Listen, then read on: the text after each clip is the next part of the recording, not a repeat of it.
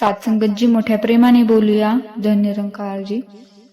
सात्संगत प्राचीन काळापासून आज तागायत बघा, भारतीय समाजाने उत्सव सणांची परंपरा जोपासली आहे. पुरातन ऋषीमुनी आणि महंत हे या सर्व प्रथा आणि परंपराचे जनक आहेत. मनुष्याचा शारीरिक, मानसिक आणि आध्यात्मिक दृष्ट्या उद्धार व्हावा या हेतूने हे सर्व सण आणि उत्सव त्यांनी सुरू केले होते. मानवाच्या सर्वांगीण विकासाचा विचार करून या सर्व गोष्टी त्या हेतूने समाजात रूढ केल्या गेल्या आणि त्या काळात त्यांचे सकारात्मक परिणामही बघायला मिळाले होते.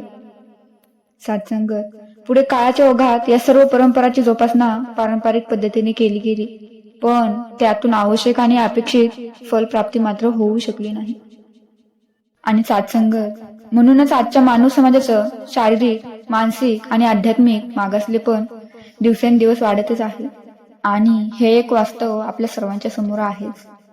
संतजनांनो, आजच्या सामाजिक परिस्थितीचा विचार केला तर जे चित्र आपल्या समोर उभं राहतं त्यावरून आपल्याला सहज जाणीव होते की या वर्तमान समयातील माणूस हा केवळ अनुकरण प्रिय झालेला आहे. पूर्वापार चालत आलेल्या सण उत्सवांच्या प्रथा परंपरांना अबाधितपणे पुढे चालू ठेवण्यातच तो धन्यता मानतोय.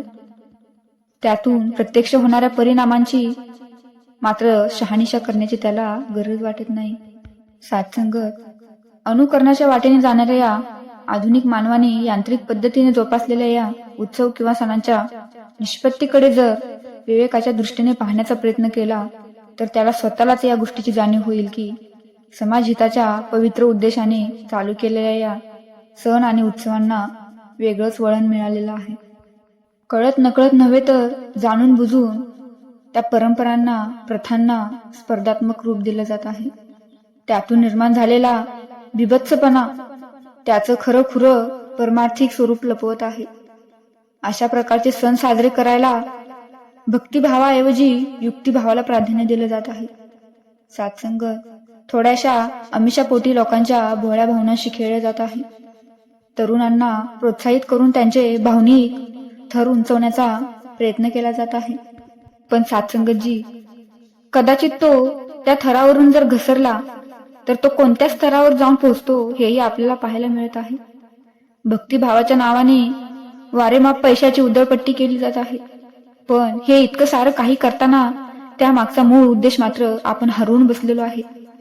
संतजनांनो, हे सण उत्सव साजरे करण्यामागे, या परंपरा प्रथा जोपासण्यामागे ऋषीमुनी महंतांचा फक्त सामाजिक बांधिलकीचा उद्देश होता. समाजाच्या प्रत्येक स्तरावरील मानव एकत्र येऊन एकाच झेंड्याखाली उभे राहावेत. समाज व्यवस्थेच्या दृष्टीने विविध जात पात संस्कृतीत विभागलेला प्रत्येक माणूस परस्परांच्या जवळ यावा आणि आपण सर्व एकच आहोत याची त्याला जाण व्हावी, हा त्यांचा मूळ हेतू होता. सात्संगतजी, एखादं अशक्य वाटणारं काम समाजातील सर्व थरावरील लोकांनी एकत्र येऊन एकमेकांच्या खांद्याला खांदा लावून हातात हात घेऊन परस्परांना सावरत आणि आधार धीर देत एक भक्कम मनोरा रचून ते अशक्य कामही एकतेच्या ताकदीने शक्य करून दाखवावं आणि त्यातून मिळणाऱ्या प्रसादाचा, फळाचा सामाजिक स्तरावरील सर्व लोकांना लाभ व्हावा, ही त्यांची मूळ संकल्पना होती.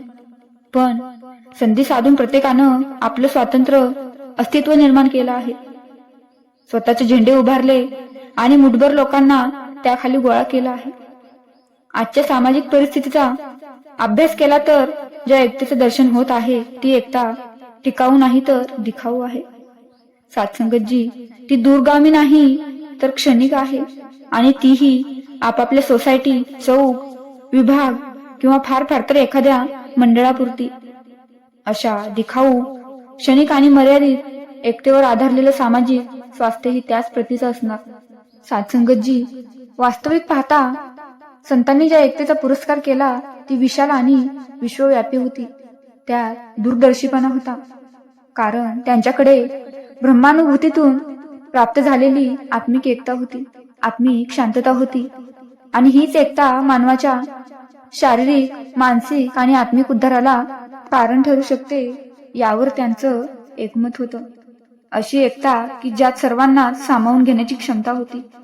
त्यात जात पात प्रांत बोलीभाषा एखादं मंडळ किंवा विशिष्ट संप्रदाय यांच्या मर्यादेची भिंत नाही, जी सार्वभौम आहे.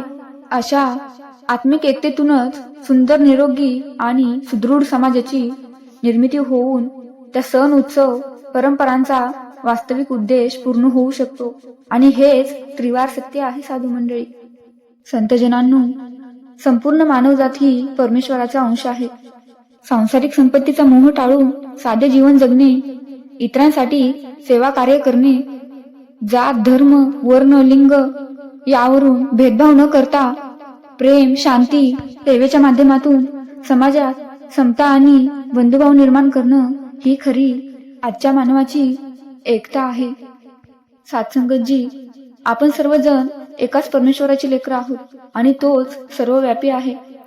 त्यामुळे सर्वांशी प्रेमाने वागणं, मनातील अहंकार, गर्व, नकारात्मक विचार बाजूला काढून सर्व मानवजातीसोबत बंधुभावाने राहणं, स्त्री, पुरुष, गरीब, श्रीमंत यात भेदभाव न करता सर्वांमध्ये समानता मानणं आणि आपण सर्वजण एकच आहोत ही भावना निर्माण करून एकमेकांसाठी उभा राहून जग कल्याणासाठी कार्य करणं ही खरी आजच्या मानवाची एकता आहे.